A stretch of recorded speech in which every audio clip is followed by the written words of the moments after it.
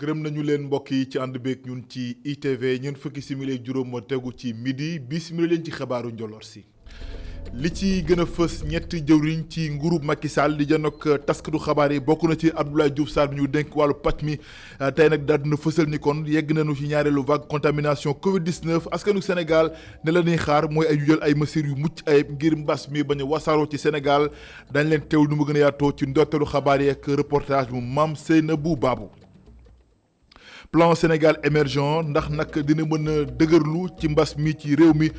su jàlloo ne waaw loolu lu mën a nekk la ndax jàpp na ni kon lépp loo xam ne matuwaay la état bu Sénégal jot na ko ci jël ba noppi jàpp na ni nag keneen ku daal di addu ci mbir yi mooy El Hadj Mansour Samb nee na nag lu nga xam ne kon moom mooy woote gi mooy fexe ñu xolaat lépp lu tënk Plan Sénégal émergent ndax mbas mi moo ko waral loolee nag la daal di jàpp ñoom ñaar ñëpp nekkoon ganuk Alassane Samba Diop seen kàddu di leen ku mën a teewlu nu mu gën a yaatoo ci biir xabaar yi. garab yu bon yi jaabajoo ngi ci réewum Sénégal nan la ñuy def ba mu dakk ci njaay mi ci réew mi loolu nag en tout cas mooy xememteefu kuréel bi nga xam ne moo ëmb pharmacie ci Sénégal ci yëngu ndax nag nee nañ kon garab yu bon yooyee mu ngay lor askan wi ndax seen ñàkk wér-gu-yaram bi nga xam ne mu leen koy teg loolu bëgg nag mooy état bu Sénégal daal di leen ci jàppale seen baat mi ngi jëm ginnaaw seen janoo taskatu xabaar yi bëgg kon lii ñu bëgg mu daal di antu nu mu gën a yaatoo daal ci ànd ak Ndeye Nancy Diop Diouf ci biir xabaar yi. yëglekaay yi mooy laf làccu xabaar yi ci njoloor si mbokk yi loolu moo gën a fës ci xëdub xabaar yi nees siis bu jëla àndee ñu di faram fàcce ci xabaar yi.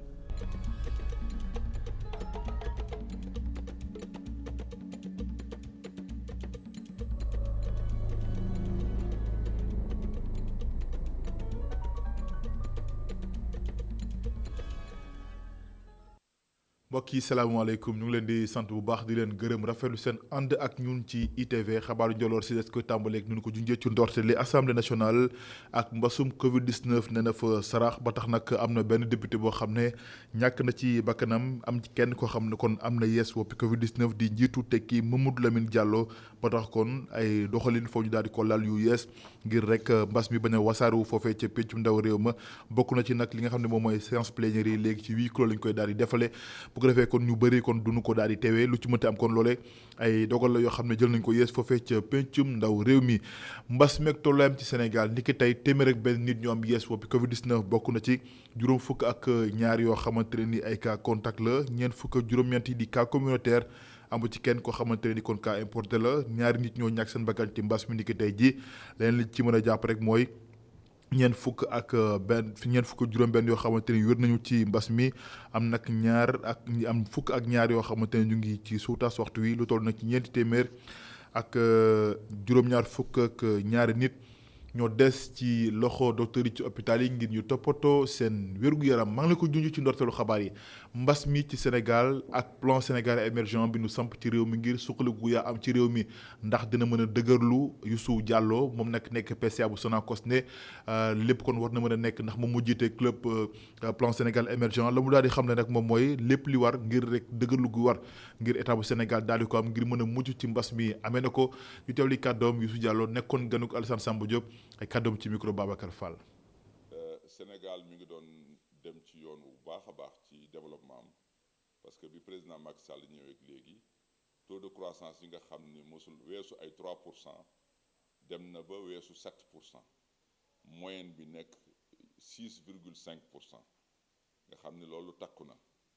léegi nag président Macky Sall li mu bëgg mooy balaa 2035 réew mi amu sénégalais bu nekk weesu $4000 et kooku nag ñi ngi ci yoon wi te bi Covid bi amee nag ak jafe-jafe yi déjà président Macky Sall jël na li ñuy wax plan de résilience économique et sociale ak junni milliards yooyu ñu génne xeex mbir mi ci wàllu santé mais aussi nit ñi nga xam ni affaire bi jot na leen yëngal suñ ci yàlla dimbalee ba à partir de 2022 ñu dem ci li ñu xayma ci croissance muy 8% jëm 10% incha allahu rabbi balaa 2030 maanaam juróomi at ci balaa fi ko Macky Sall teg réew mi dana weesu $4000 de revenu par tête donc kooku nag defe naa ni am nañ ci yaakaar waaye nag il faut que réew yi nga xam ne ñoo ñuy jàppale ak kuréel yi ñuy dimbale ci wàllu koppar ñu xam ni bor bi nga xam ni moo tegu ci suñu ndodd réew yi et bor boobu foog ñu faase ko suñ ko mënul faase aussi ñu woyofal ko bu baax a baax pour que suñu réew yi gën a jëm kanam. beneen gan bu Alassane Samba Diop di El Hadj Momar Samb moom nag écrivain la maanaam bindkat la teg ci xam-xamam màcc jëm ci wàllu koom nee na nag li nga xam ne moom mooy mbasum Covid 19 daanaka bàyyiwul leen lépp la daal di lompañal comme Sénégal ci la bokk ba tax kon ne foofu rek ñi samp ci plan Sénégal émergent ñu daal ci indi joytu gu yaatu waaye tamit moom di gëstukat bi jàpp na ne kon li nga xamante ne ni moom moo jëm ci plan Sénégal émergent ak Covid 19 la mu daal di imposé ci wàllu koom foofu ñu daal ci tënku bu fekkee bëgg nañu sukkaliku yaa am ginnaaw mbas mi El Hadj Mansour Samb ñu teewlu kàddoom ba tey ci micro Babacar Fall. le crise dalee sa économie day soox yaa entreprise dañuy am problème donc socialement day am problème moo tax ñu jëndoon ay ceeb ak yooyu yëpp loolu daf ñu coûter 600 milliards endettement donc boo mënoo jógee si loolu ba pare bëgg def plan de relance boobu pour nga def ko il faut de l'argent te boo xoolee Sénégal suñu finance publique yi dafa xaw a seere endettement daf ñuy jàppale pour ñu relancer loolu moo tax mënoo relancer ak taux d'endettement boo xamante ne day dem ba 70% ak déficit buy dem ba 6% moo tax instant Macky Sall dafa bëgg ñu annuler ñu recommencer à zéro pour mën a relancer waat économie malheureusement loolu dafa difficile à suspendre parce que ay privé ñoo ko moom loolu boo ko bëggee suspendre sax les agents de notation dañ lay menacer parce que mënuñu la lebal pour nga liggéey si nga dem ba problème am nga ba suspendre ñee ay privé lañu ils ont des intérêts ay état contrôlé leen ay banque contrôlé leen donc dette bilatérale ak multilatérale moo gën a nii xam ne suspendre le président Macky Sall si la nekk il faut ñu suspendre ko parce que aujourd'hui suñu taux d'endettement mu ngi 70% te 70% boobu moom la ñu CEDEAO exigé dans le cadre du pacte de convergence de l'UEMOA moom la ñu UEMOA imposé dans le cadre du pacte de convergence waroo dépasser 70% de PIB boo ko dépassé rek da ngay exploser pacte bi waroo dépasser 3% de déficit boo ko dépassé da nga ëpp te Sénégal ñu ngi 6% de déficit loolu moo tax président Macky Sall nekk campagne boo xamante ne dafa rëy pour ñu annuler dette bi parce que Sénégal dafa soxla annuler dette bi parce que Sénégal dafa endetté bu yaaxu te Sénégal pour mu relancer il faut mu relancer par la dette comme on l'a fait depuis 2014 te loolu pour mu am il faut ñu wàcce suñu endettement donc suspendre la dette. man la ko junj ci ndorteelu xabaar yi ñett jëwriñ ci gouvernement Macky Sall di janook taskatu xabaar yi waxtu wi ñoom nag bokk na ci Abdoulaye Diouf Sarr mi ñu dénk wàllu pàcc mi bu ñu sukkandikoo nag ci kàddu yi nga xam ne askan wi jot nañ ko fësal ne foo rek lu jëm ci masque yi ñu ko tàmbale ko waat takk par la force waaye itam fexe ba li nga xamante ne ni kon moo jëm ci mesures yi ñu gën ko tengal ngir mbas mi bañ a wasaaro bu baax ndax moom sax jot na fësal tey nii li jëm nag ci li nga xam ne moom mooy mbas mi kon yegg nañu ci ñaareelu vague contamination bi askanu Sénégal lii la ñuy xaar ci Abdoulaye Diouf Sarr mi ñu dénk wàllu pàcc mi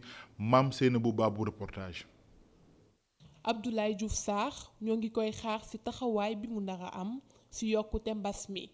délégué médical bi mu ngi xaar jëwriñ ju yor wàllu wér-gu-yaram sonju askan wi ci ñuy takk seeni masque. ñu ngi ñaan ministre bi bés bi wax ak population bi suba ñu ñaan population bi ñu delluwaat ci masque yi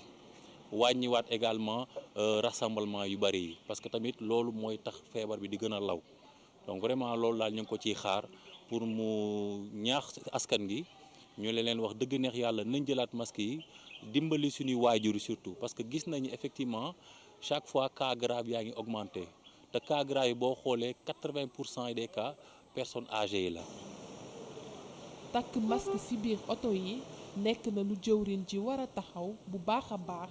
loole mooy gis-gisu uude bi. donc ministre bi génn bi muy génn suba man li ma ci xaar mooy vraiment.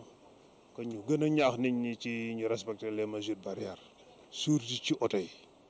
xam nga da ngay dugg oto tu vois du n'importe quoi bus yi dañuy surcharge ba doo comprendre te la majeure partie duñ takk masque donc vraiment man li may xaar ci moom mooy mu insister à que nit ñi respecter les mesures barrières. am fanweeri at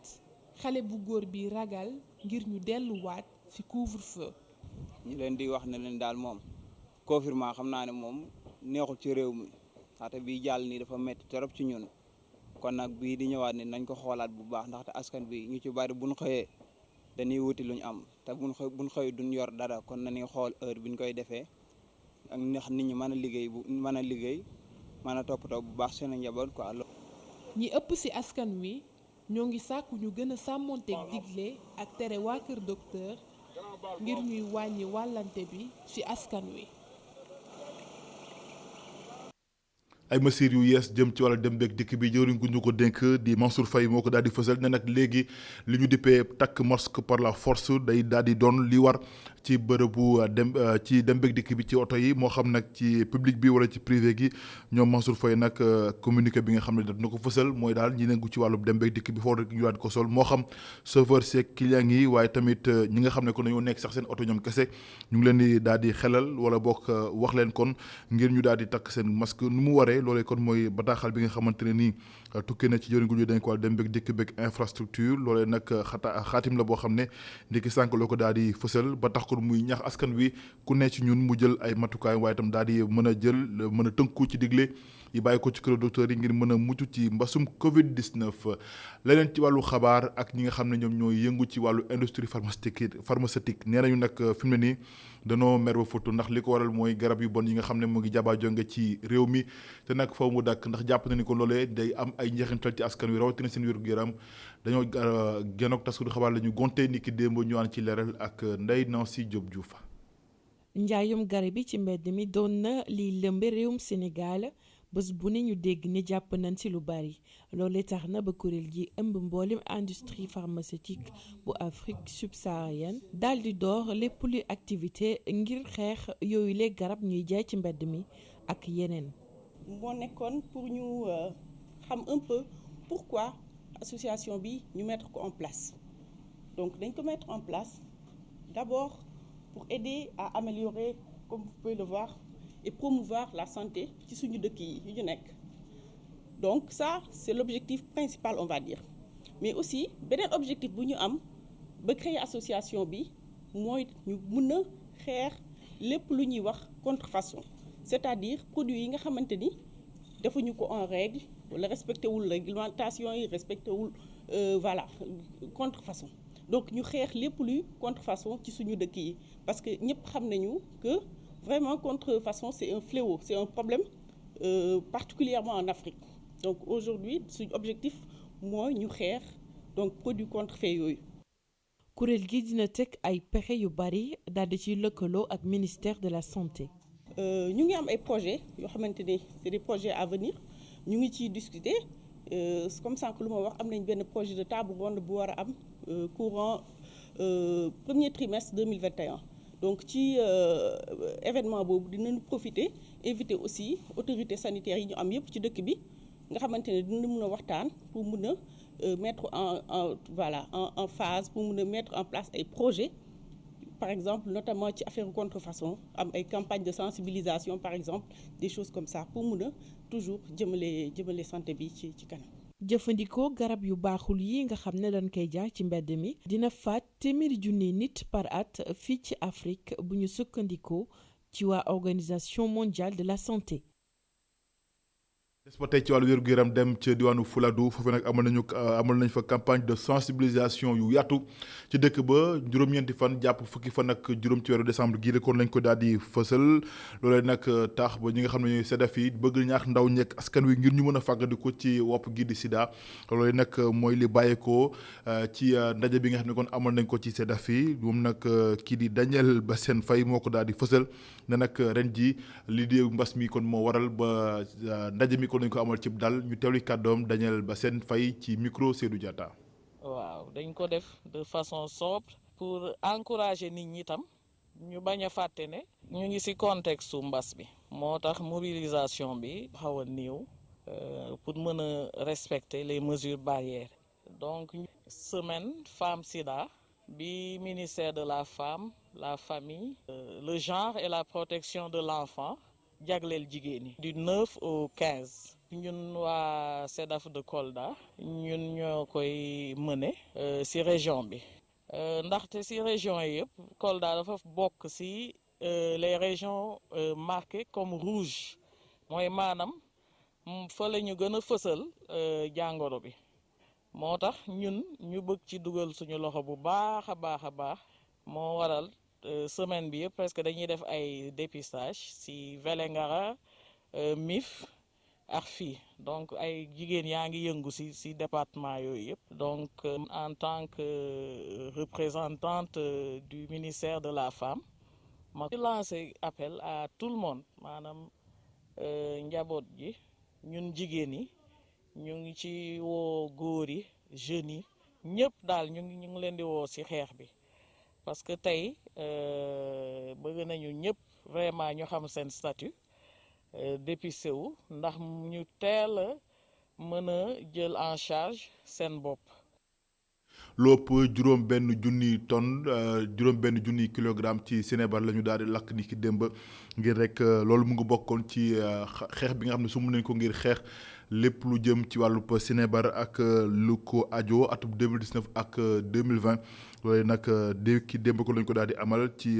four yi nekk ci société bii di cimenterie du Sahel mu nga amee nag ci teewaayu kilifa yu bëri rawatina ki nga xam ne mooy colonel Babacar Mbaye nekk directeur régional bu douane ci port ñu teewluy kàddu yi nga xam ne ko yëkkati ne ko ci micro sunu naataango yu dir pa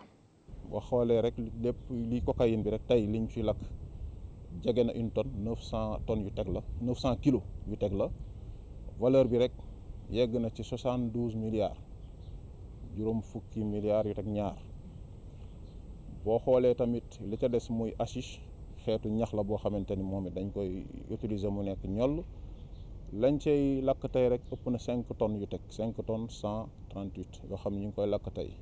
seen valeur rek bi ñu ko estimé ñun yegg na ci 45 milliards ñu saisi yoo xamante ni li ci ëpp marine nationale def na ko te def na ko ci en haute mer muy wane ni ay moyens la ay nit yu jóge ci yeneen réew parce que boo xoolee ju bëri jóge ba Amérique du Sud ñu utiliser ay moyens di utiliser li ñu naan les routes maritimes ngir mën a ñëw ci sunu dëkk yi jaarale ko fi wala ñu mën a fee romb dem yóbbu ko faneen fi nga xamante ni moo leen intéressé trafic yu bëri jaar nañ fi du drogue rek mën nañ tudd les faux médicaments trafic la yoo xamante ni day gën di yokk at mu ne 2019 rek ñun douane rek li ñu saisir ci drogue toll na ni 2 tonnes faux médicaments yi rek jël nañ ci lu toll ni 2 milliards ci valeur loolu ren boo gisee tamit xëy na li tax mu wàññeeku tuuti ci chiffres yi xëy na lu mel ni feebar bi fi nekk muy Covid 19 nga xam ne frontières yu bëri xëy na tëj nañ leen état yëpp jox nañ seen bopp moyen ñu tëjee seen i frontières ba mouvement nit ñi mouvement marchandise xëy na wàññeeku loolu xëy na nekk na lu participer tuuti ci li phénomène bi wàññeeku mais bu dul loolu année yi ko jiitu yëpp da ngay gis ni phénomène buy yokk di yokku la. ger mbuxum ak wuruc nekk mbir yoo xam ne ma ngay gën di takkarnaas ci réewum Sénégal nan la ñuy def ba mu jeex tàkk ci réew mi loolee nag buñ sukkandikoo ci nga xam ne kon jot nañu dajeek ñoom nee nañu du yomb ndax nag loolee dafa nekk lu sax waaye itam lu yàgg ci réew mi ba tax daal jàpp nañu ni ngir dindi ko fi du doon lu yomb kon lu métti lay doon lu ci mënti am nag ñoom daal ñu ngi sàkku ci askan wi ku ne ci ñun mu daal di soppi doxalinam ñu ànd ci leeral reportage bu Awa Thiaw. corruption doon lu am lool fii ci Sénégal suñu dëkk nekk mauvais élève ci li nga xam ne mooy lii ñi amalee corruption ci atum 2016 ba jamono yi ñu ngi daal di taxaw tem nekk 45% ci li nga xam ne noonu la ñuy amalee lii di évolution bi sénégalais yi ñu dajal di naqarlu bu baax bi la situation ba noppi di yaakaar ngir mu am coppite. waaw corruption war na fi mën a jógee ci dëkk bi ne boo xoolee ku nekk fañ la teg ngay liggéey. la ngay am boo ko doyloo je crois ne corruption warul mën a am foofu waaw te tamit corruption day fekk ne nit ki day fekk moom la muy wuti muy droit am donc daf ko war a jël xam nga donc bu ci corruption amee rek donc ku ñuy corrompu moom kooku la neex waaw parce que dëkk bi naqadi goo xamante ne nii tamit ku si nekk boo seetu sa diggante ak sa borom rek si sa wàllu liggéeyukaay rek xëy na da nga def naka su dul noonu. lu ñu mën a def du lu mu mën a luxus de du lu ñuy luxus maanaam ay jëfin la maanaam yuy doomu aadama yi di mën a teg ci seen kaw bopp ñu mun ko lijjanti ba mu wasaadaal. ngir jëlee fii li nga xam ne mooy corruption te ñu xam ne yombul dara citoyen yi jàpp ni ñoom loolu mën a nekk la. dañuy am yaakaar ak ñu xool lu ñuy mën a def ñu mun ko fi dindi suñ ko mënul dindi tamit ñu mun ko wàññi ci luñ ko waxee ci maanaam ci luñ ko bataaxalee ci rajo yi donc ma gis ne rek suñ ko defee dina doon lu yokkute ci bépp réew. waaw pour ñu jëlee ko fi bu ko mën ne loolu nguur gi sax mën na ko fi loolu nga mën ne bu dee am na it nguur gi mën na ko fi jëlee citoyens yi seen bopp ñoom ñoo ko fi war a mën a jëlee xam ne lépp lu ñuy def seen droit la ñoo ko moom waaw seen droit la ñoom ñoo ko moom waaw man daal noonu laa gis ne loolu moo ko fi war a mën a jëlee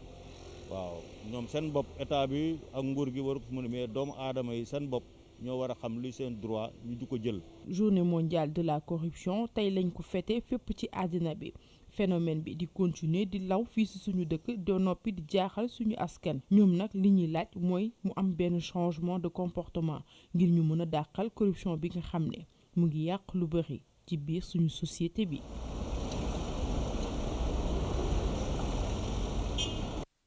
Awa Thiaw jërëjëf addu ci li nga xam ne moom mooy jëm ci GIABA kuréel la buy xeex lépp lu jëm ci wàllu blanchiment d'argent ñoom nag nee nañu lu jëm na ci taxawaayu réew yi nga xam ne kon ñoo ci daal di tënku ñu ngi def ay jéego yu yaatu ngir rek xeex loole waaye nag ñu ngi gën a tam rafetlu seen bokk ci mbir mi ngir rek xeex lépp lu jëm ci wàllu xaalis bu lewul ak xaalis boo xamante ne nii bu setul la rawatina nag lu jëm ci wàllu financement terrorisme ndax nee nañ kon loolee ñu ngi def jéego yu yaatu ki ko daal di xamle mooy Kilimbalou Abba moom mooy jekk directeur général bu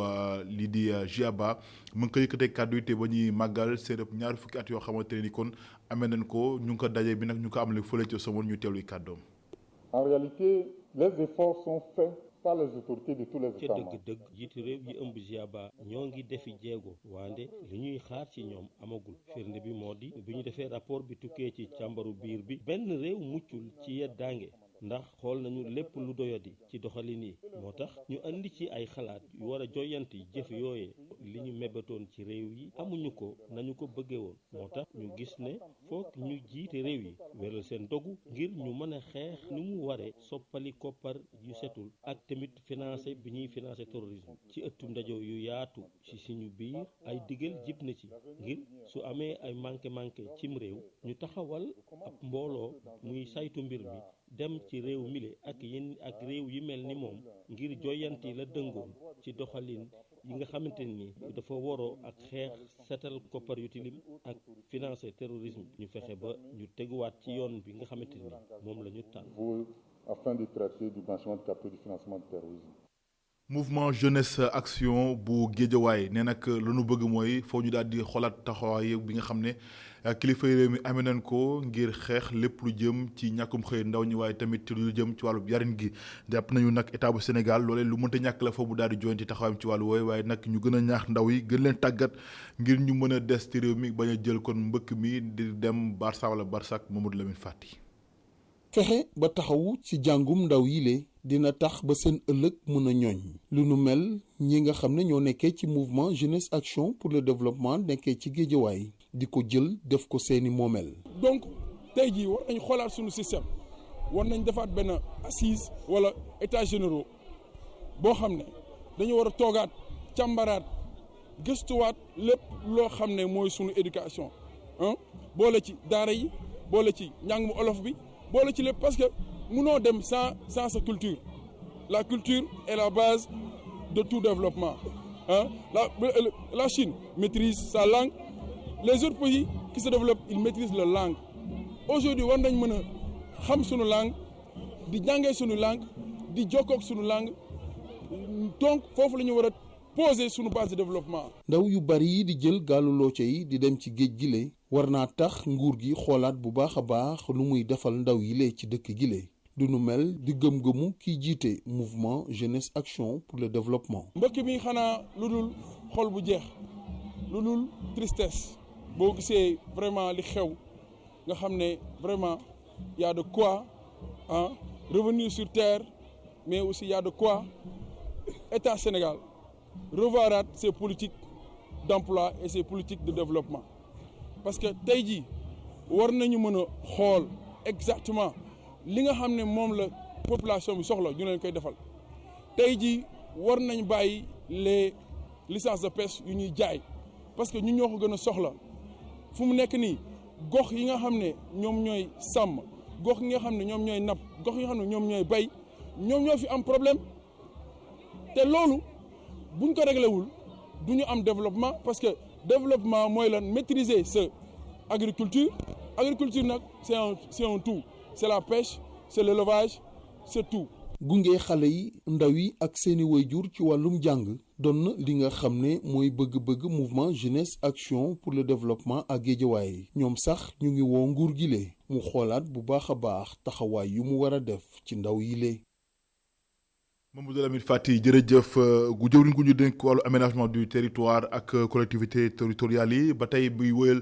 campagne bi nga xam ne kon mu ngi koy def ci biir réewum Sénégal ma nga woon ca Ndar Géej foofee nag ci ndaje waxtaan yi nga xam ne kon sumb nañ ko la ca gënoon a fës mooy coowal suuf foofee ca Ndar ñu ànd ci leeral ak Adama Sarr Cheikhou Gaye. région bu Saint-Louis daal dina dalal jëwriñ gi ñu dënk lépp lu jëm ci wàllu collectivité territoriale développement ak aménagement des territoires li ni mel nag jëm ci fësal gi ñuy fësal lii di plan PNADT ngir gën a joyantiwaat suñu territoire yi ak bile plan nag région bu Saint-Louis mën na cee jaar gën a suqaleku. La région de Saint-Louis qui nous accueille aujourd'hui, à l'instar de la quasi-totalité des régions du Sénégal, dispose. région wu Saint-Louis mi ñu dalal am na lu fi nekk ci wàllum koom-koom mu nekk lu am solo rawatina wàllum mbay napp ki tamit buñ ko fàtte am na taxawaay bu baax fii ci région bi tourisme bi naka noonu boobu le secteur nekk lu am solo ci région wu Saint-Louis gis nañ sax am na parc lu ci mel ni parc bu Djoudj. À travers les réserves et parcs, je pense à Djoudj, je pense à Gëmbël. teewul nag am na yenn maire yoo xamee ne am nañ tuuti jaaxle ci bile plan. Mbaan dafa nekk commune bu kaw a yaatu carrière yi nga xam ne foofu la ñu doon amee recette foofu la ñu doon daggee ay ticket pour ñu am ci dara foofu la ñu bëgg am fi ñu dëkk yi nga xam ne amoon nañu ay toolu ceeb yi nga xam ne foofu la Mbaan am ay teelu ceeb am délibération am lépp loolu boo fekkee ne dem nañ ba ñu dagg ko kenn xamatul lan lay niru. waaye bu ñu sukkandikoo ci gouverneur bu Saint-Louis ak plan bu bees bi lépp luy jafe-jafe jëm ci wàllu ko suuf daañu ko saafara. ci Saint-Louis yaakaar naa lu jëm ci wàllu problème mu foncier dañ ko fi jànkonteel mu nekk loo xamante ni bis bu ñu xëyee daanaka dinañ ñu diggante dëkk ak dëkk sàngamkat am na fa ay problème parce que xamuñu fan la dëkk bi yem wala dëkk bi fan la yem outils yi nga xamante ni présenté nañ ko bu ñu ko jëfandikoo yaakaar naa dinañu permettre ñun ñu mën a passer loolu nga xamante ni moom mooy ay problème conflit foncier. région bu Saint-Louis ñetti département la am ak ñeent fukk ak benn collectivité territoriale. Adama Sarr jërëjëf mbokk yi yegsi nañu ci pàcc gu mujj ci xabaar yi li ci yëglekaay yi. mbaa yéen a nga ca mbas mi ci réew mi dugg na ci assemblée nationale pencum ndaw réew mi benn nit moo ci ñàkk bakkanam kenn am mbasum covid 19 ci assemblée nationale loolee tax ba les économies député yi yëpp ci nen la ñu toog xamuñu fu ñu jëm de ba tax Moustapha Niasse ne du seetaan mukk mbiri di law ba yaatu lool ci assemblée nationale ndax ministre yi nga xam ne des nañ leen natal seen budget atum 2021 boo mawulee benn député du ko teewee maanaam ci huis clos lañ koy amalee rax ci dolli débat du ci am laas ne mbas mi rajaxe na assemblée nationale Marie-Louise Diouf faatu na te mbas mi ci réew mi ko yóbbu Mamadou Lamine Diallo ñu testé ko positif ba tax yëglekaay bi ne député yi yëpp ci assemblée nationale ci testé leen lañu jëm ngir xool ndax am nañu mbas même déet te plénière yi léegi huis clos lañ koy amal rax ci dolli yëglekaay bi ne lu ëpp nag 20 députés jamono ji seen yaram neexul maanaam ci kaw gàttal dafa sutante vox populi nañu mbas mi mbas na assemblée nationale te bu nu sukkandikoo ci source nee lu ëpp ñaar fukki député waxtu wi dañoo amee jafe-jafe seen wér-gu-yaram ba tax assemblée nationale waxtu wi ñëpp a tiit li tiital ñëpp ci réew mi ginnaaw mbas mi laas ne mooy rapport 2018 jàpp 2019 bu ARMP génn na ni ki démb Aliou Ndiaye Mansour Faye ak Pape Gorgui Ndong ñëpp dañ leen jàpp yoxu ci poste maanaam ci ko gàttal ay ndëngate yu bëri la ñu nemmeeku ci li ñu leen dénkoon libération ne ARMP kay daa suli mbooti suleeku na de te poste SNR Ageroute ay APEX yëpp dara leeru ci maanaam lépp lëndëm ministère bu ñu dénk environnement ci njiitu Abdou Karim Sall libération ne benn marché bu 13 millions lañ ci dugal te fukki millions ak ñett yëpp ay mbaam lañ ko jëndee te li gën a doy waar ci mbir mi yëglekaay bi nenu dara tegu ci yoon ci ministère bu ñu dénk wàllum ndox mi assainissement ci réew mi yëglekaay bi ne nañu nag facture atelier li noonu yokk ba mu jégg dayoo ngir ñu mën a teg seenub deal mairie bu Bignona ak mairie bu Kédougou ak mairie bu Bambilor seenub jëf ba tey ma ngi fi taaje ndax yéeglekaay bi nenu ay fournisseur lañu jël duufal seen poste ba mu fees del te teguñu ko fenn lu mëstaam fenn nag moo am ci case des tout-petits les économies wax ji mooy yorunu réew mi dara baaxu ci ndax foo yaakaar ni moo gën a tane sa morom moo gën a bon fa ca des l'observateur ne pratique yi nga xam ne nag nemeeku nañ ko ci njombatalu état bu Sénégal dara baaxu ci ndaxte lépp ay di laa kiy càcc mel ni tulleeg mane ci bopp réew Sénégal te sàcc gi moom fu ne la daanaka kuréel yi yëpp a yem nag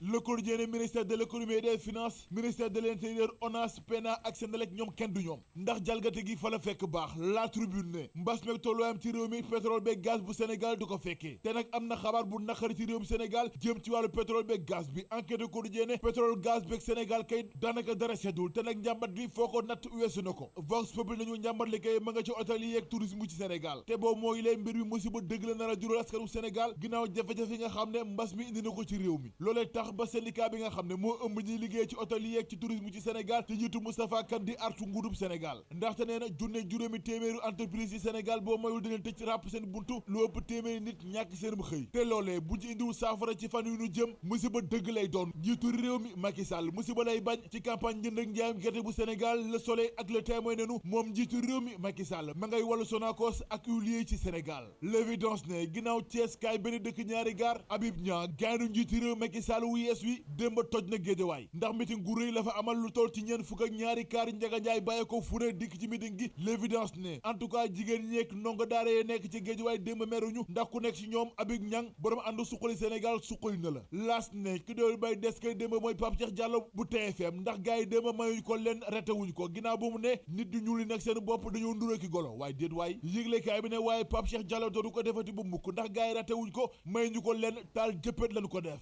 douane bu Sénégal démb lu ëpp 6000 kilogrammes yamba ak drogue la taal jëppët buñ ko xaymaa suñu koppar 118 milliards la toll source aane coow lu rëy moo jolli diggante Morka ak Sidi Dia te ñaari gaay ni ñambi moo leen boole ba tax Morka dóor Sidi Dia mu daanu mais da ngay seet loolu rek